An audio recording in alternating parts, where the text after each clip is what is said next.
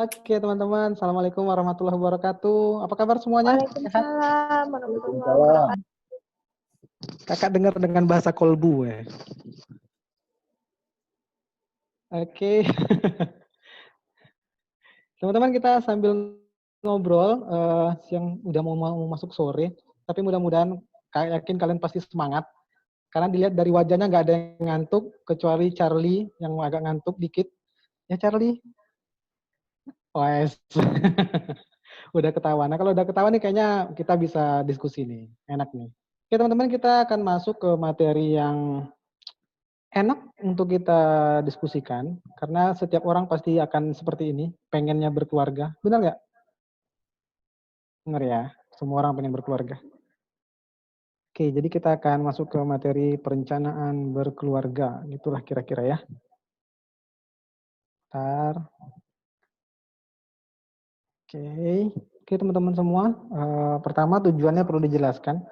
Tujuan dari pembelajaran kita ingin gimana agar kita semua mempunyai ataupun paham tentang persiapan kehidupan berkeluarga bagi remaja, agar kita memiliki bekal dan lebih siap lagi dalam menghadapinya.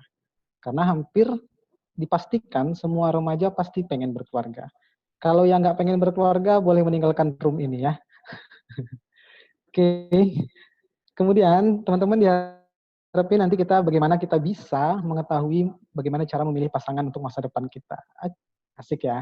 Kemudian gimana caranya kita mengetahui apa aja faktor kesiapan berkeluarga, kemudian mengetahui aspek yang harus direncanakan dalam membangun keluarga, dan yang kalau nanti cukup waktu kita coba untuk bahas kontrasepsi. Karena di sini juga ada Dr. Dewi juga bisa nanti bantu kita untuk bicara tentang kontrasepsi ini.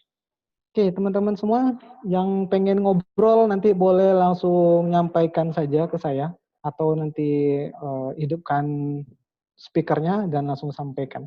Kira-kira nih pertanyaannya, ada yang mau jawab kenapa orang pengen menikah? Silakan. Hidupin speakernya, hidupin ininya tuh. Mood-nya di unmute, kemudian langsung jawab. Kenapa orang mau menikah? Ada? Nggak mau menikah semua? Mau. Siapa nih? Ayo, kenalin dong dirinya. Nama saya Rais Dinda dari PIK R Cica, Kecamatan Dayun. Cica atau apa sih? Jadi pastinya dengar Kak. Dengar dong, suaranya bagus.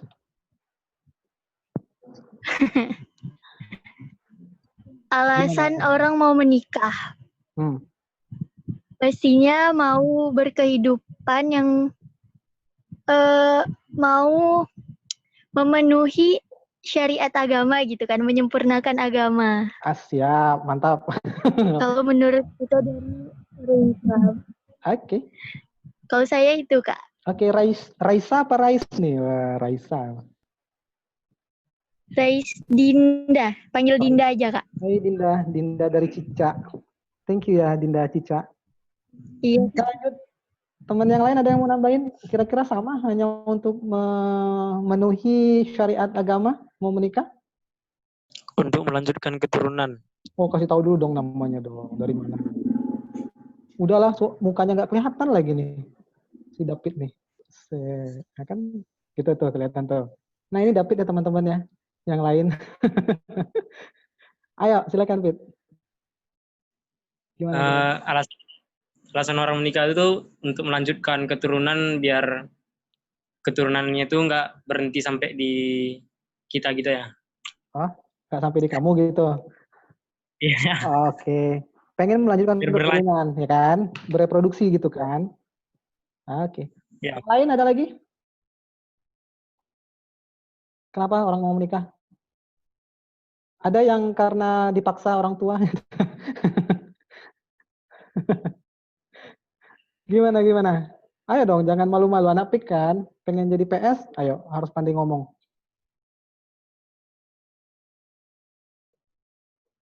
Yang berdua dong nih, Nurwahidah lagi berdua-duaan, yuk. Bisa konsultasi berdua tuh, bisa diskusi tuh. Kira-kira aktifin dulu di tombol kanannya yang supaya bisa ngobrol ya, di unmute. Yuk. Gimana? Kak. Waalaikumsalam warahmatullahi wabarakatuh. Saya dari PIK R Twitter. ingin jawab Twitter. pertanyaan dari kakak. Sopo iki? Baiklah, Siapa tuh? kalau menurut saya alasan orang kenapa menikah yang pertama untuk menyempurnakan agama, dan yang kedua untuk mempunyai keturunan, dan yang ketiga untuk menghindari diri dari perbuatan maksiat dan zina. Yes. Kan, Ya. kan ibaratnya tuh nggak boleh pacaran gitu, jadi nikah gitu. Oke. Sekian Kak. Makasih. Siapa sih tadi tuh? Nggak kelihatan orangnya. Nanti sebutin nama dulu ya, biar kakak hafal ya nama-namanya ya. Iya Kak. Nama Siapa saya nih? Nurik Mamardia Kak, dari PIKR Twitter. Oke, Mardia. Twitter itu di Iya. Kampar bukan? Iya, di Kampar Kak. Oke, dari Muhammadiyah ya? Iya Kak. Oke, Sekian thank Kak. you Dek. Oke, yang lain ada lagi? Ini udah 3. Ada yang bilang pengen kehidupan itu menyempurnakan kehidupan beragama syariat agamanya. Ada yang bilang pengen melanjutin keturunan. Ada juga yang bilang ya untuk menghindari dari perbuatan zina. Nah, ada lagi. Kenapa orang menikah?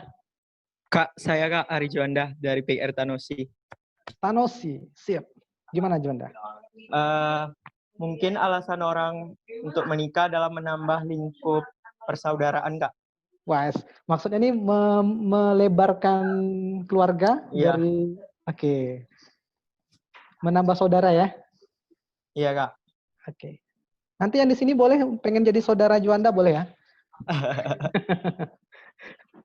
Oh, pada ketawa semua cewek-cewek. Tapi kok ada yang cowok yang ketawa sih? Oke, pengen menambah jumlah keluarga. Ya, oke. Memperbesar. Kalau dulu pulang kampungnya hanya ke mana? Ke Bengkalis, besok pengen pulang kampung juga ke daerah yang lain gitu kan? Oke, teman-teman banyak banget tadi yang udah jawab dan hampir sebagian besar yang teman-teman jawab itu benar. Jadi sebenarnya yang paling penting menikah itu harus positif buat kita ya kan? Tapi kita nggak bisa juga hanya punya keinginan pengen menikah tanpa didasari dengan kesiapan kita untuk menikah. Betul? Betul ya? Oke, kita coba untuk share selanjutnya.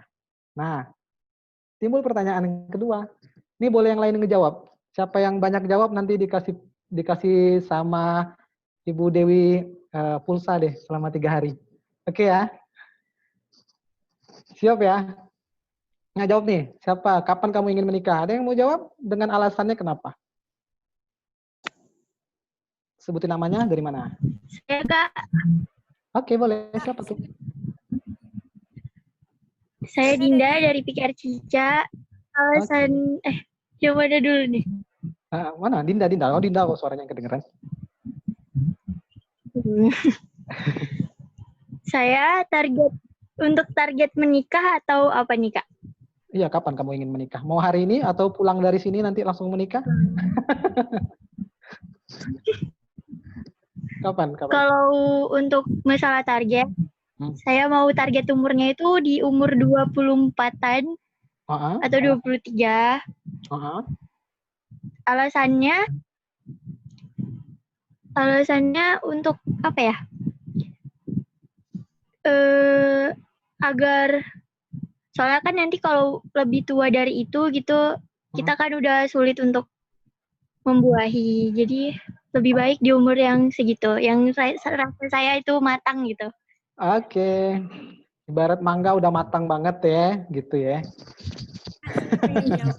Boleh, Oke, makasih Dinda. Ada yang lain kenapa yo? Ada yang berbeda dengan Dinda? Thank you Dinda. Assalamualaikum Kak.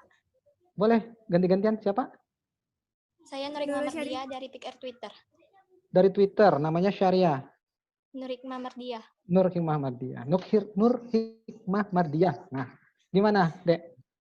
Jadi kalau menurut saya kapan saya menikah, tentunya pasti kita harus menyiapkan dulu kesiapan diri kita sebelum menikah dan menerima keluarga. Ya. Dan tentunya di saat kita menikah itu kita harus memilih pasangan hidup yang benar-benar cocok untuk kita gitu Kak. Jadi nggak boleh salah pilih gitu. Oke. Tapi menurut target menikah sih pada usia 21 tahun. Wes, mantep ya Nur Hikmah. Semoga aja umur 21 tahun kamu udah siap, kemudian ada yang ngelamar kamu ya. Jangan kalau nanti 21 tahun nggak ada yang ngelamar. Iya. Yang penting siap dulu. Oke, teman-teman, ada lagi nih sebelum kita pindah nih ke slide yang selanjutnya. Ada lagi nggak yang pengen menyumbangkan suara Mas? Kak Nurul Syarifah. Ya. Hai Nurul. Hai Kak. Jadi di sini saya pengen nikah tuh sekitar umur 25 tahun. Saya pengen kerja dulu, saya pengen membahagiakan diri dulu, membahagiakan kedua orang tua. Saya ingin juga mempersiapkan diri agar nanti ketika saya nikah, saya memang udah siap untuk berkeluarga. Saya tidak bakalan gimana. Keren ya. Ya, cocok banget tuh dengan yang kita inginkan. Harus bahagiakan semuanya dulu ya. Ada lagi nih, ini kayaknya ada yang masuk lagi. Cukup? Cukup ya, nanti kita diskusinya pasti panjang. Oke teman-teman semua, kalau teman-teman kan sudah punya keinginan untuk menikah, tadi udah disampaikan juga sama Dr. Dewi. Usia menikah ideal, ini idealnya ya.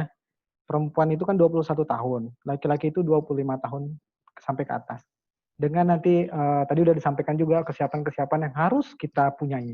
Nah, jadi kakak nggak ngulang lagi nih, kalau nanti mungkin besok, kan teman-teman juga akan presentasi itu, nanti kita sama-sama tonton dan saksikan presentasi kawan-kawan ya. Oke, ini ada lagi, teman-teman mungkin punya, di masing-masing punya pena mungkin atau buku, ada ya? Oke, nanti teman-teman silakan. Kira-kira menurut kamu, nah kamu tulisin nih, sifat yang baik suami dan istri itu yang seperti apa sih? 5 aja. Nah, suami yang baik itu harus ngapain, istri yang baik itu harus ngapain. Boleh? Nanti siapa yang mau maparin nanti boleh. Siapa yang siap boleh paparin duluan deh.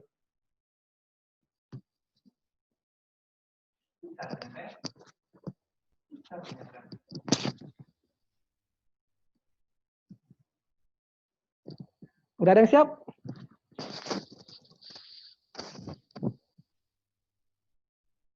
Kalau udah siap, langsung aktifkan untuk speakernya untuk ngomong. Langsung, Kak, saya Kak, si Anu, pengen Anu Kak, gitu ya.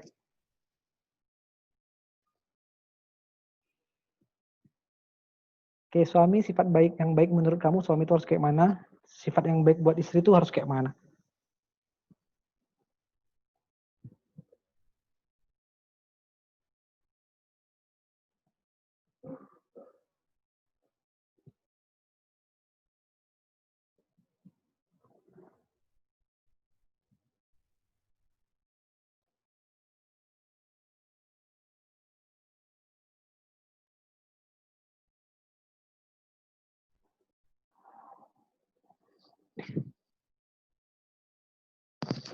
Udah? Kira udah? Oke, silakan. Kak, yang kami mau sudah. Boleh, siapa tuh? Kak. Oke, silakan. Ada di opik dulu. Jadi, sifat suami yang baik itu bertanggung jawab, membawa istri ke arah yang lebih baik lagi, menafkahi keluarga, sabar dan dapat mengerti istri, dan tidak emosional. Apalagi ketika bertengkar, itu dia tidak main kasar. Oke. Kalau yang istri yang baik gimana?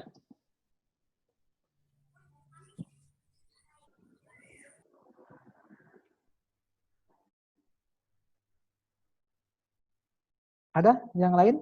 Kalau yang istri yang baik gimana? Assalamualaikum, Kak. Waalaikumsalam warahmatullahi wabarakatuh. Nah, ini dari topik Twitter lagi. Boleh, kalau nggak apa-apa. Menurut saya itu suami yang baik yaitu yang bisa mencari nafkah tentunya dengan halal dan mampu membimbing istrinya ke jalan yang benar dan juga mampu melindungi dan menjaga keluarganya dan bisa Kak? Biar keluarganya itu terjaga dari pergaulan yang kurang sehat gitu. Dan kalau istri yang baik itu melayani kebutuhan suami, menjaga dan mendidik anaknya dengan baik. Itu sih menurut saya, Kak. Oke, teman-teman semua, tadi ada mewakili dua ya. Thank you. Tadi ada mewakili dua ya, yang udah masuk ya. Hampir rata-rata sih bilangnya pengen mencari suami yang bertanggung jawab, pasti ya. Itu kan. Kemudian nggak ada yang pengen mencari suami itu dia laki-laki gitu, nggak ada? Pertama harus laki-laki gitu. Udah pasti. Ya. Oke, kemudian pastinya bisa menjaga keluarga, benar. Kemudian kalau istri ini agak berbeda nih. Pas waktu lihat istri tuh agaknya agak berbeda nih kelihatannya ya. Pertama melayani, istri itu harus bisa melayani. Kemudian harus bisa menjaga anak gitu kan. Mengurus rumah tangga, kayak gitu kan. Nah sekarang gini pertanyaan kakak. Ini nanti kalian boleh berpikir. Menurut kalian apabila itu dibalik, paham dibalik tugasnya? Paham ya? Dibalik tugasnya, apakah hal itu juga bisa dilakukan oleh suami maupun istri? Misalnya, tadi untuk membersihkan rumah, kira-kira apakah itu hanya tanggung jawab istri, suami nggak boleh? Ada yang mau ngasih komentar? Silakan. Jali boleh, Jali. Jangan senyum aja. Itu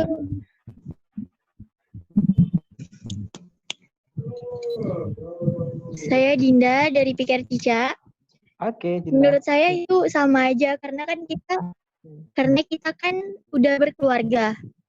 Jadi itu bukan jadi urusan pribadi lagi, tapi urusan untuk bersama-sama gitu. Mewujudkan rumah tangga yang lebih baik lagi. Ya pastinya suaminya harus bisa jaga anak gitu. Jadi semuanya saling membantu, Kak. Menurut saya sih gitu. Oke, yang cowok gimana? Setuju kamu nanti jagain anak? Setuju aja sih, Pak. Oke. Terus cocok gitu bisa bersih-bersihin rumah? Oh bisa, Pak. Selalu Oh, bisa, bisa. Pak. Kayaknya itu udah sehari-hari disuruh gitu ya. Emang suruh sehari-hari, Pak. Bukan jangan sehari-hari. Walah, David gimana, Fit? Fit? Iya, Bang. Ah, gimana? Kalau menurut David gimana, Fit? Bisa, Bang. Bisa ya? Jadi menurut David, jadi yang bertanggung jawab itu bukan hanya kita yang laki-laki, perempuan juga harus tanggung jawab, betul? Ya. Cari nafkah gimana? Kalau istri kan bisa juga jadi wanita karir gitu. Jaga anak gitu. Oke. Nah, ini kan masih nyambung nih. Menurut kalian nih, kan banyak tuh yang bertentangan tuh, ada yang tentang kok perempuan nggak boleh bekerja di luar dari rumah, ya kan? Perempuan harus di rumah, nggak boleh berkarir. Nah, menurut pendapat kalian gimana tuh? Anissa, gimana Anissa? Saya mau kasih pendapat, Kak. Saya Anissa Kusumadewi dari PR Nuansa. Kalau menurut saya itu yang bilang perempuan harus di rumah, terus perempuan harus di dapur, itu menurut saya itu hal yang tidak masuk akal lagi untuk zaman sekarang, gitu kan. Soalnya kan udah ada emansipasi wanita, laki-laki perempuan sebenarnya boleh bekerja gitu kan. Nggak harus gimana ya? Walaupun perempuan udah bekerja kan namanya urusan dapur tetap harus bisa kan, bukan harus yang pas kesebutnya pembantu atau ART gitu. Kalau menurut saya nggak apa-apa gitu kalau perempuan harus kerja gitu, karena kan mungkin apalagi zaman sekarang kan apa-apa mahal, jadi apa salahnya gitu sambil tidak hanya suami gitu yang mencari nafkah, apa salahnya juga kalau istri mencari nafkah juga kan. Sekarang pekerjaan nggak harus keluar gitu, udah ada yang dari rumah kayak online shop gitu kan. Jadi menurut saya gitu, nggak ada salahnya kalau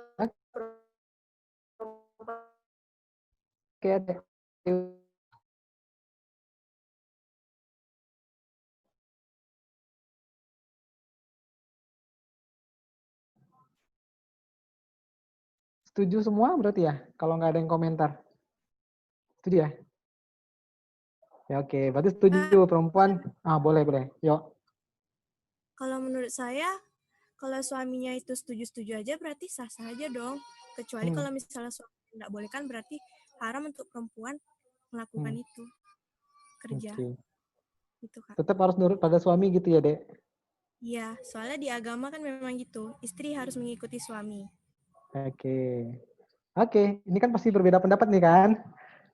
Kayaknya dinamis banget ya. Ya kan ada satu sisi yang menyatakan bahwasanya kalau mau jadi istri yang baik ya harus di rumah atau ikutin apa kata suami. Tapi ada sebagian yang mengatakan kan aku udah sekolah, udah ngikutin perencanaan keluarga, merencanakan kehidupan berkeluarga, sampai aku kuliah, sampai akhirnya harus mencari pekerjaan, tapi aku nggak boleh kerja. Kan gitu kan jadinya. Jadi ada yang setuju misalnya mau bekerja, setuju mau nggak bekerja. Nah, itu memang tergantung daripada kesepakatan kita ya bersama suami nantinya gitu. Tapi gimana pun adik-adik sekalian, yang paling penting adalah semua hal itu harus terencana dengan baik. Betul ya? Kalau memang kamu misalnya adalah orang yang memang sifatnya nggak bisa diem, kamu memang orang yang suka online shop, bukan hanya belanja, tapi juga kamu suka jualan di online shop, ya kan? Meskipun beberapa kali sering ketipu di online shop, tapi tetap juga pengen, karena memang online shop ini racun lah adik-adik sekalian bagi perempuan. Jadi, kalau kita bisa diskusikan baik-baik di keluarga, nah nanti akan kita masukin tuh adalah satu materinya bagaimana untuk berkeluarga kita harus ada siap. Ada 10 dimensi yang harus kita persiapkan. Kamu penasaran? Pengen kita diskusikan? Ngomong dong. Pengen nggak? Kalau nggak kita tutup nih. Pengen, Kak. Oke, sip. Kita lanjut ya. Iya, Kak. Oke. Nih. Nah, ini ada tahapan pernikahan di tempat kita kan pasti beda-beda. Teman-teman nanti boleh share atau nanti kita sering diskusi. Kira-kira nih, kan di tempat kita tuh beda-beda. Ada yang menikah tuh. Nah, kira-kira di tempat kamu tuh siapa sih yang menentukan seseorang itu akan menikah? Apakah mak, bapak akan menentukan, oh kamu boleh nikah sama si itu, misalnya. Kamu nggak boleh nikah sama si itu. Atau yang akan menentukan ada paman, ya kan? Pamannya akan menetapkan kamu boleh nikah sama si itu atau sama siapa. Diri sendiri, Bang. Terus, ada yang mungkin siapa yang terlibat di dalam menentukan, apakah diri sendiri? Ada nggak sih pengalaman di daerahnya yang menentukan tuh harus pamannya, harus menentukannya adalah orang tuanya? Biasanya sih Kak orang tua Kak. Orang tua. Kebiasaan gitu. Kebiasaan di daerahnya. Kamu di mana sih, Dek? Iya. Di Dayun Kak. Dayun. Kabupaten Siak. Oh di Siak ya. Kalau di Siak kebiasaannya adalah orang tua yang menentukan gitu ya. Jadi kalau orang tua setuju ya oke. Iya, gitu. Oke. Kalau di tempat lain ada yang beda? Sama orang tua menentukan? Oh di Bengkalis juga gitu kok Kak. Orang tua juga menentukan ya. Oke, kamu boleh nikah sama si Anu karena orang tuanya setujui. Oke. Kalau yang lain gimana? Kamu posisinya di mana tuh? Kamu kalau nggak setuju boleh ngomong apa enggak sih? Sebenarnya boleh bilang nggak setuju Kak. Cuman kan karena itu pilihan orang tua, jadi mereka menganggap itu yang udah kayak perfect gitu. Udah cocok gitu. Jadi sulit kayaknya kalau untuk memang berarti peranan orang tua lebih besar daripada peranan kamu sendiri, gitu kan? Iya, jadi misalnya kalau untuk apa lagi ya, kayak mau ngambil keputusan itu pastinya orang tua. Orang tua ya? Yang pertama kali. Jadi mereka yang menentukan, bukan kita yang memilih. Jangan sedih lah. Baper banget ya. Yang lain, yang cowok-cowok gimana nih? Yang cowok-cowok nih banyak nih di sini nih. Tapi kira-kira gimana? Kamu kayak mana? Kalau mau nentuin orang tua kamu yang nentuin atau kamu, Pak aku mau sama si Anu gitu. Bagas ini cowok kan? Yang lain boleh ngomong yuk. Gimana Gas? Kalau di kampungmu gimana Gas? Gimana? Kalau di kampungmu gimana menentukannya? Apakah orang tua, paman, kakek, atau kamu sendiri? Ya kalau saya sih ya gimana ya Pak? Ya tergantung saya lah Pak. Hidup-hidup saya gitu Pak. Oke. Kalau orang tua tuh hanya mensupport atau memberi instruksi lah Pak. Oke. Menurut Bagas di tempatnya, woi hidupnya hidup saya, orang saya ngejalani kok besok nikahnya sama si Anu, pilihannya pilihan saya kan gitu ya Bagas ya. Siap. Oke. Kalau yang lain gimana? Jali gimana Jal? Aman di sana? Besok kalau mau nikah mau nentuin orang tua atau mau nentuin sendiri? Kedua-duanya. Kedua-duanya ya. Kalau kita sesuai, orang tua sesuai, gas aja ya kan. Oh, gas aja. Weh, udah kayak Valentino Rossi nih tinggal main gas. Panjang loh persiapannya main gas.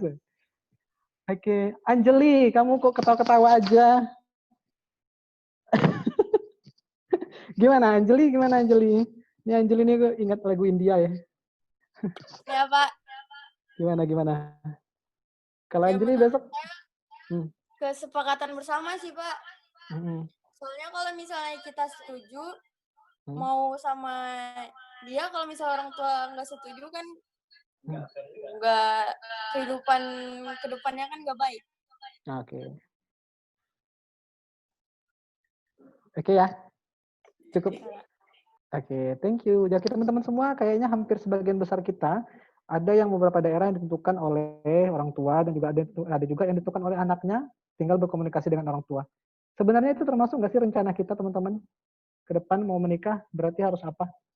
Harus komunikasi. Nggak, kan kelihatan kan banyak banget remaja sekarang yang menikahnya tuh kabur gitu. Apa ya? Menikah lari ya? Apa sih? Kawin lari. Ya kan?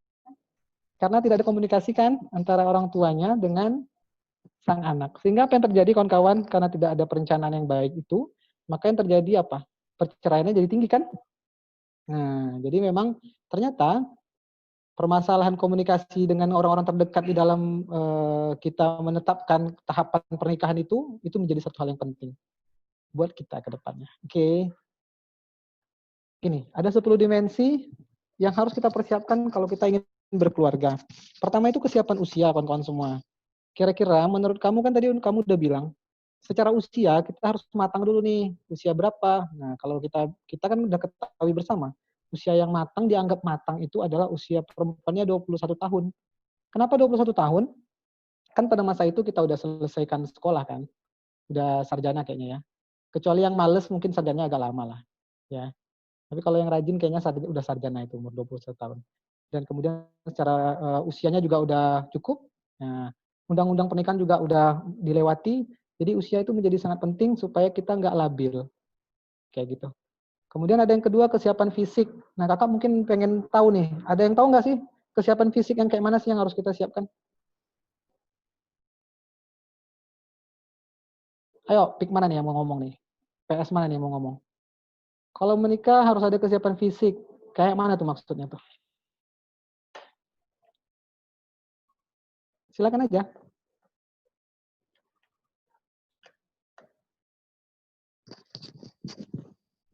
Ada? Apa aja? Nggak bener salah nggak ada di sini. Yang penting mau share aja. Harus sehat ya kan? Ya, sehat fisiknya gimana tuh maksudnya? Harus tahan. Kalau nggak tahan, bebas dari penyakit. sering kena penyakit. Oh ya, ya benar. Yang lain gimana? Thank you loh bro. Apa lagi? Stamina-nya kuat.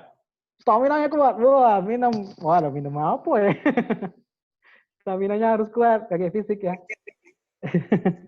Ya memang teman-teman ada lagi? Yang cewek ada nggak sih? Kenapa kita harus menikah itu memang harus siap itu juga gitu, siap untuk siap fisik gitu. Kak. Silakan Wida.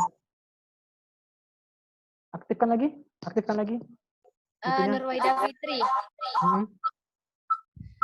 Kesiapan fisik itu artinya masa kayak gini, kita udah tuh siap dalam mengasuh anak, perawatan terhadap anak, dan juga kita tuh udah siap melakukan pekerjaan rumah tangga sebagai seorang istri gitu Kak. Oke. Makasih Wida. Oke teman-teman udah tahu ya apa yang disampaikan Wida benar tadi, dan udah ada tambahan dari kawan-kawan yang lain. Sehat fisik itu bukan hanya badan yang kuat gitu, tapi juga ya itu kita harus siap. Karena nanti kalau sudah berkeluarga, teman-teman kan udah membina rumah tangga, ada rumah yang harus dipersiapkan, akan memiliki keturunan. Kan kita memang harus siap secara fisik. Kemudian akan reproduksinya juga harus siap kan, harus sehat kan. Jadi kesiapan fisik itu berkaitan dengan biologis kita, daya tahan tubuh kita pada saat kita akan menikah. Oke ya. Jadi kalau mau menikah kamu harus siap itu dulu. Jangan sampai nanti kamu nggak siap, sehingga nanti anaknya siapa yang ngasuh coba. Kalau memang punya anak ya kan. Nanti kalau memang kamu berkeluarga, nanti rumahnya siapa yang akan bersama-sama menatanya gitu. Kemudian ada yang ketiga, kesiapan mental. Tadi ada yang nanya kan, kesiapan mental. Ada yang mau bantu jawab nggak? Kesiapan mental tuh kayak mana?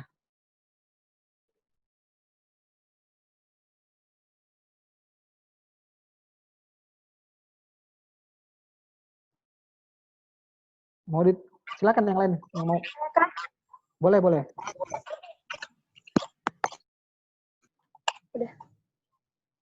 Udah, ngomong Kak, apa ya? Saya Kak Novita-Sari dari PIK Remaja SMA Negeri 3 Bangko Rohil. Saya akan menjelaskan tentang kesiapan mental.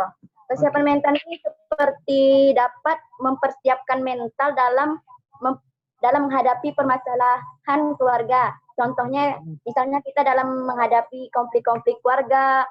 Kalau kita nggak siap mentalnya kan, kalau nggak siap mentalnya dalam menghadapi konflik-konflik tersebut, tak terjadi simpangan-simpangan lain, atau juga dapat menyebabkan perceraian juga bisa. Kalau saya segitu, Kak. Oke. Yang lain ada lagi?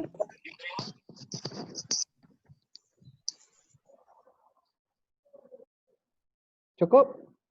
Oke, teman-teman. Kesiapan mental ini berkaitan dengan psikologi kita ya. Ya kan? Jadi kan kalau kita misalnya dalam berkeluarga kita gampang stres, kena urusan sedikit stres, makanya kita nggak bisa dong kalau kita nggak kuat secara mental kita. Nanti tiba-tiba ada masalah kita nggak siap. Terus akhirnya ujung-ujungnya apa? Ujung-ujungnya berantem. Kalau udah berantem akhirnya cerai. Atau anaknya nanti jadi terlantar, anaknya ngasuh siapa? Kan banyak ya teman-temannya. Jadi mental harus dipersiapkan karena kamu akan bersiap-siap untuk menggabungkan dua hati menjadi satu. Ya kan? Dengan apa ya? Dengan kepribadian yang berbeda-beda antara kamu dengan lawan jenismu yang akan kamu jadikan, kalau perempuan menjadikan suami, kalau yang laki-laki tentu mencari istri, tentu berbeda-beda. Maka kita harus siap mental, siap menerima pasangan kita. Ya kan? Oke, makanya butuh komunikasi antara kamu dan orang tua juga pada saat kamu sudah bersiap untuk berkeluarga. Kemudian ada lagi namanya kesiapan finansial. Nah, ini gampang banget lah ya. Jadi kalau kita sudah menikah, merencanakan pernikahan, memang kita harus siap finansial. Kan nggak mungkin kan kalau kita nanti sudah menikah, mau makan, Dek, kamu makan di tempat ibumu ya, aku makan di tempat ibuku. Kan nggak mungkin kan? Ya gitu, jadi kita harus siap uang, pasti. Karena sebagai laki-laki terutama harus siap menafkahi. Kalau secara agama kan gitu, harus siap menafkahi istrinya gitu. Jadi memang walaupun uang itu bukan segalanya teman-teman, tapi kalau makan butuh uang, nggak butuh cinta. Ada gitu makan butuh cinta. Jadi kalau ada yang bilang, ayolah karena kamu butuh makan, kamu butuh, anakmu butuh sekolah gitu kan. Nah, jadi memang kita butuh teman-teman, harus ada finansial dulu cukup, udah bekerja, baru deh kita menikah. Ya, oke Kak David, Fit, jangan cepet-cepet ya Fit. Iya Kak. Siap. Oke, lanjut ke kesiapan moral teman-teman, gimana? Moral dan emosional. Jadi kita sebenarnya agak beririsan ya moral dan emosional ini, teman-teman, karena ini bicara tentang kita mengelola pada saat kita berkeluarga. Nanti itu kan kita harus tahu kan. Nah, misalnya pas pernikahan tuh harus ada yang dijaga, saling menjaga ya satu sama lain. Kemudian secara emosional kita juga harus saling menjaga juga. Tidak mungkin berantem sebentar berantem pukul-pukulan. Maka yang terjadi adalah kekerasan dalam rumah tangga karena emosi kita nggak stabil kayak gitu. Oke, itu harus dipersiapkan teman-teman semua. Kemudian ada kesiapan sosial. Ada yang mau bantu kesiapan sosial? Kenapa? Gimana? Ada? Kira-kira kalau menikah harus siap sosial nih. Gimana? Ayo, boleh silakan. Langsung saja. Kalau mau ngomong jangan lupa di unmute dulu ya, supaya dengar suaranya. Boleh, silakan Dek. Yang belum siapa nih ya? Tak tengok dulu. Shirley, hai Shirley. Ya dong Shirley, kira-kira gimana Shir? Kesiapan sosial. Baik Kak, perkenalkan nama saya Shirley. Saya dari PIKR Permata Hati, Kecamatan Sementajur Raya. Kalau kesiapan moral itu apa sosial tadi ya Kak? Ya, sosial. Sosial itu misalnya kita mampu berinteraksi dengan teman pasangannya. Misalnya si pasangan ini punya teman. Jadi kita mampu juga harus bisa juga berinteraksi dengan temannya, kemudian dengan keluarganya. Jadi terjalinnya hubungan yang baik gitu. Oke, cukup? Iya. Ini teman-teman yang videonya mati ini manusianya masih ada apa enggak ya? Atau jangan-jangan tidur nih? Masih, Kak. Oh masih ya? Oke, oke. Liatin dong Masih. wajah. Jadi kan nggak bisa lihat ini siapa yang ngomong nih. Orangnya nggak ada ya. Suaranya aja ini. Kayak jelangkung. Bisa deh ya? Oke teman-teman, kita lanjut lagi. Kesiapan sosial ini tentu nanti kalau kamu sudah berkeluarga, kan kamu akan hidup di tengah masyarakat kan? Ya kan? Kamu akan bertetangga dengan dengan orang yang ada di sekitarmu. Kalau misalnya kamu hanya hidup di kampung tempat kamu, oke lah. Misalnya kamu udah lama kenal kan, udah tahu orang-orang setempat. Tapi kalau misalnya kamu dibawa suami ke tempat yang berbeda, kan kamu harus belajar lagi untuk bersosialisasi dengan masyarakat, ya kan? Nur Wahidah ini kan berdua nih. Ini satu siapa ya? Baterai HP-nya mati. Oh, baterai HP-nya mati. Aduh, kasihan banget ya. Tapi nggak apa-apa, berdua tapi tetap semangat ya. Gan bate pokoknya, gan bate. Teman-teman, jadi sosial ini penting juga buat kamu karena kamu harus berinteraksi dengan orang banyak. Kemudian nanti mungkin akan disibukkan kalau perempuan nanti akan gabung di majelis taklim kalau dia muslim atau di PKK kan harus gabung. Kemudian laki-laki juga harus gabung di pengajian, harus bergotong royong. Nah, itu semua adalah bagaimana kita juga mempersiapkan diri secara sosial kita. Oke, lanjut ke ada interpersonal. Tahu interpersonal? Itu komunikasi ya, komunikasi antar satu dan lainnya. Nggak mungkin kan kita nggak ngomong-ngomong, diem-diem aja kan, harus berkomunikasi. Kita harus siap juga menerima, bukan hanya pasangan, tapi juga menerima orang tuanya ataupun mertua kita. Biasanya tuh kan seringnya gitu tuh, mertuanya dianggap orang tua dari pasangan, tidak menganggap orang tua sendiri. Padahal kalau sudah menikah, itu kan harusnya jadi orang tua kita kan, benar ya? Jadi besok kan kalau menikah juga sama, berlakukan sama sebagai orang tua kita. Dan harus ada hubungan interpersonal yang baik. Kemudian ada keterampilan hidup. Nah, keterampilan hidup ini tahu, kayaknya besok diajarin kayaknya. Di hari ketiga nanti ada life skill, akan diajarin juga keterampilan hidup. Jadi dalam berkeluarga juga kita harus siap secara keterampilan hidup. Kapan kita harus makan, kapan kita harus istirahat, kan? Kapan hal-hal apa yang harus diperhatikan, kebersihan dan lain sebagainya. Kemudian yang ke-10 adalah kesiapan intelektual kita, teman-teman juga penting karena memang berumah tangga ya harus. Tunggu bentar, Anjeli, kamu kenapa Anjeli? Walah, dia main sirkus lagi.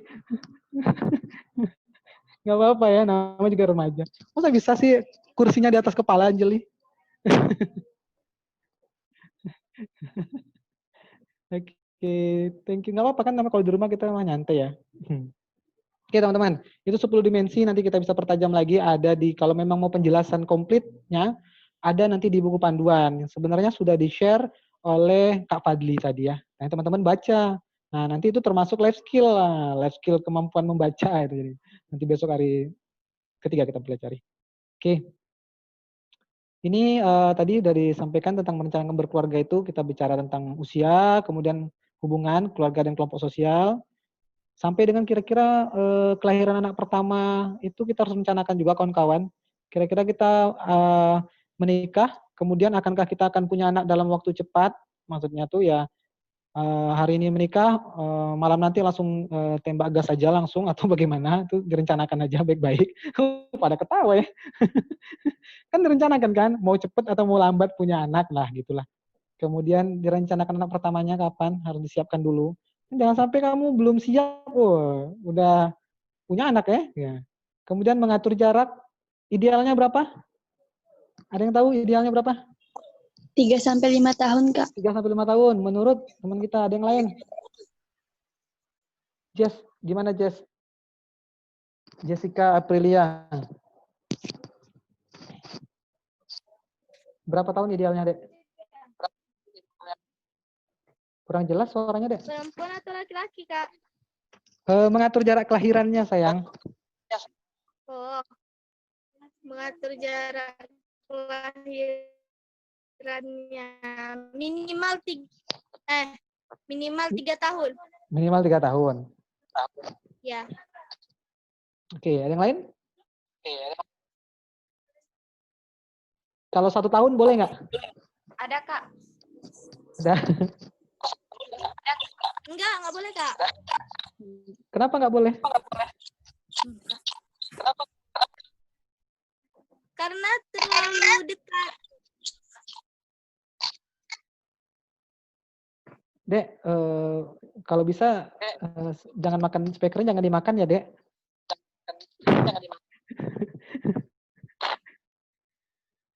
Oke, kenapa nggak bisa? Ada yang bantu nggak? Kenapa nggak boleh 1 tahun? Kalau 1 tahun jaraknya terlalu dekat. Terlalu dekat. Kenapa dekatnya?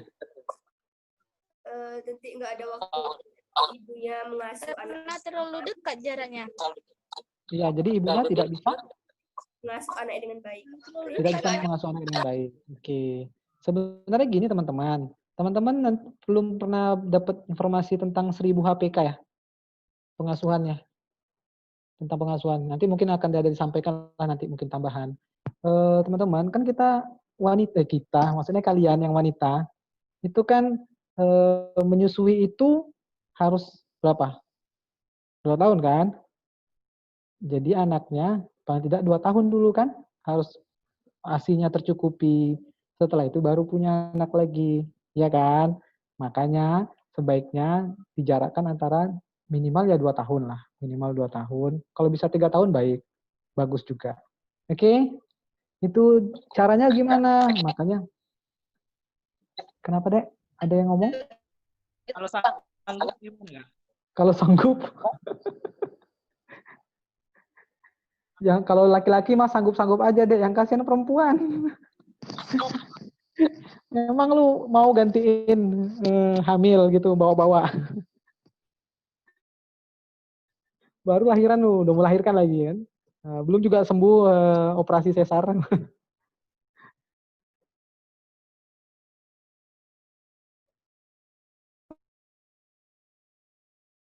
Aturnya.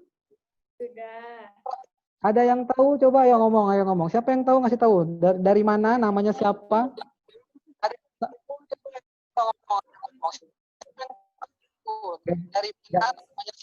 Gak jelas suaranya siapa? Ayo. Yang lain boleh, yang lain. Iya kan, Wei?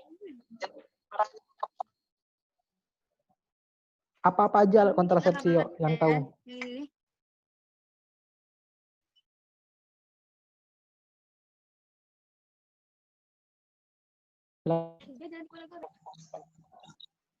Siapa yang mau ngomong yuk? Kak. Oke, silakan deh. Oke. Nama saya Nurweda Fitri dari remaja SMA Negeri 3 Bangkit. Oke.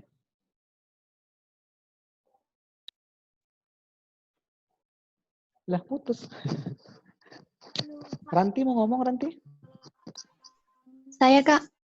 Boleh, silakan. Saya Vira Amalia dari PIKR Twitter. Boleh. Mau, Kak? Contoh alat kontrasepsi. Ya. Contoh alat kontrasepsi kan, Kak? Betul. Ada AKDR, KB, tubektomi, vasektomi, pil KB, suntik KB, kondom, Kak. Gitu, Kak. Ada lagi nggak yang lain? Cukup. Dia kan beda-beda ya. Ada yang kontrasepsinya jangka panjang, ada yang jangkanya nggak panjang gitu, Kak. Maksudnya itu ada kontrasepsi mantap, ada kontrasepsi yang masih bisa kita rencanakan berapa lama kita mau pakai, ya kan? Jadi kontrasepsi itu banyak. Ada yang mau. Sekarang gini, coba yang lain yang tadi yang udah ngaktifkan speaker, nonaktifkan lagi, karena suaranya gabung-gabung. Oke. Nur Hikmah mau ngomong, Dek? Iya. Yang alat-alat kontrasepsi tadi ya, Kak? Iya, masih betul. bisa jawab? Masih dong. itu ada spiral yang besi yang diletakkan pada yang di dalamnya tuh, Kak. Terus ada pil KB. Iya, nggak apa-apa.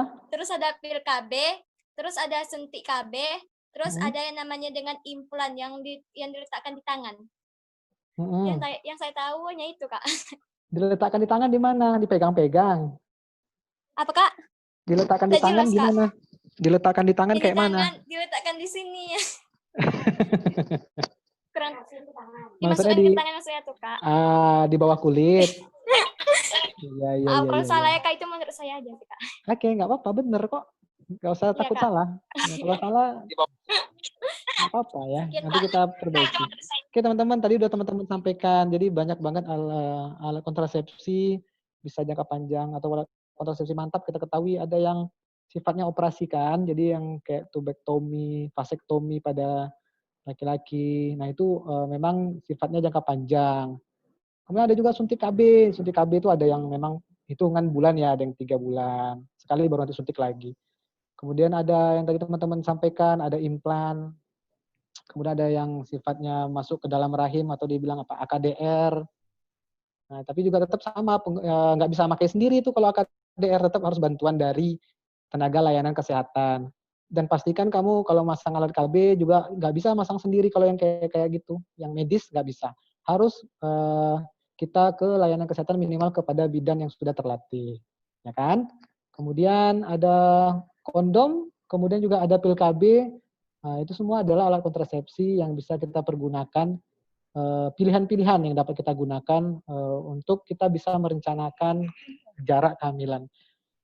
Tapi pastikan teman-teman kalau kamu misalnya orangnya pelupa, mungkin disarankan untuk tidak pakai pil KB. Kalau pelupa kan gimana tuh, Pak? Terjadi deh kan gitu. Jadi memang harus ada kesiapan kita, harus ada konseling dulu untuk memilih dengan benar alat kontrasepsi apa yang mau kita pakai. Nah itu nanti pada saat kamu udah menikah, kamu udah merencanakan kapan punya anak, kamu akan ngatur kehamilan, atau yang laki-laki pengen ngatur punya anaknya dengan istrinya nanti jaraknya berapa, nah harus dipastikan konseling dulu. Pastikan dulu mana yang tepat buat kita, mana yang menurut kita itu yang paling pas yang bisa kita pakai. Oke, kemudian teman-teman tadi ada pertanyaan, usia 40 melahirkan itu gawat nggak ya, Kak? Ya ingat ya, tadi yang ada pertanyaan di hari pagi, kalau nggak salah tadi. Nah ini ada berhenti melahirkan di usia 35 tahun. Kenapa? Karena kita bisa optimal merawat balita. Kan nggak kebayang nanti fisik udah lemah, kita harus ngadapin anak. Kemudian juga di atas 35 tahun, itu sudah rentan kawan-kawan. Kita tuh udah rentan banget organ reproduksinya. Kekuatannya nggak sama pada saat melahirkan, sehingga resiko-resiko itu ada, mungkin resiko pendarahan, bayi prematur, kayak gitu. Jadi tetap ada resiko kalau kita hamil, maksudnya kamu yang perempuan ya, hamil di atas 35 tahun ya. Kemudian yang terakhir adalah teman-teman, kita harus merencanakan juga merawat mengasuh anak usia balita. Nah itu kan perlu perencanaan yang matang, kita butuh fisik yang prima, butuh kemampuan ataupun kasih sayang. Kalau kamu ternyata nggak sayang sama anak-anak kan, atau nggak ada sifat kasih sayang, susah juga.